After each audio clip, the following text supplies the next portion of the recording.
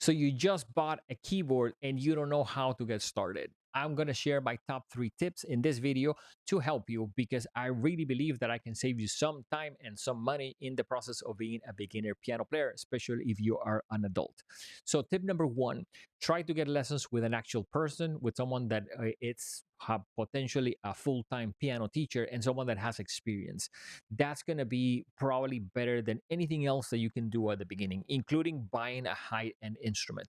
Having and spending more time in like the ability of someone to guide you in the first 3 to 6 months, I think is invaluable. You're going to have a lot of questions. You're going to have a lot of moments in which you're going to feel discouraged and get into processes of like, okay, I don't know what's going on. And someone that has experience is going to be very helpful. I know that that's not realistic for a lot of adults. You may have to learn online. You may have to learn with some videos, but I really think that if you can try to get in a room with a professional piano instructor that can help you, it doesn't have to be a super high-end person. Some people charge, I believe, ridiculous amounts of money to sit with them for half an hour. But anyone with a little bit of experience with a love to teaching would be a great help, especially for your beginning 3 to 6 months. So tip number 2, when I see beginners start, especially adults, I see almost too much of their desire to learn how to play songs.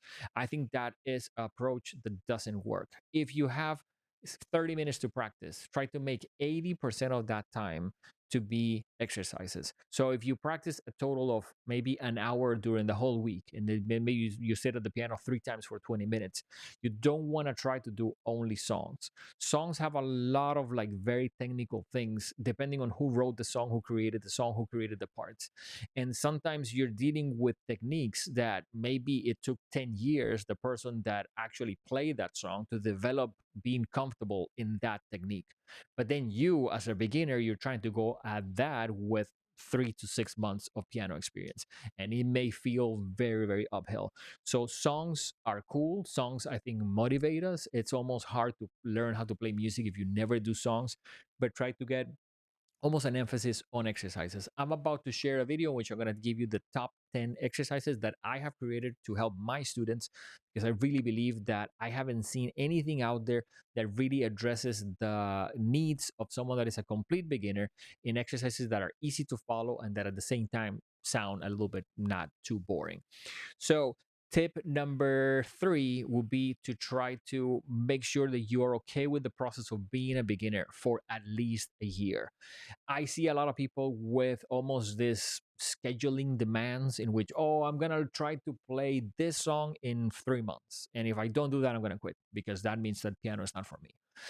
That, as I just mentioned with the songs, has problems in itself, but it's almost like, I would say, if you are okay with you're not going to sound good probably for 3 to 6 months, you are going to sound like a beginner for 3 to 6 months, and you are going to do this for at least a year of ideally 1 hour of practice a week. I think if you get into that framework, that is your investment, that you're doing this because you love music and you want to have this new hobby, this new skill, be able to share it at some point with maybe your family, play, I don't know, something for the holidays in your Christmas party. That, I think, needs to be the minimum mindset. You're going to be a beginner for a year.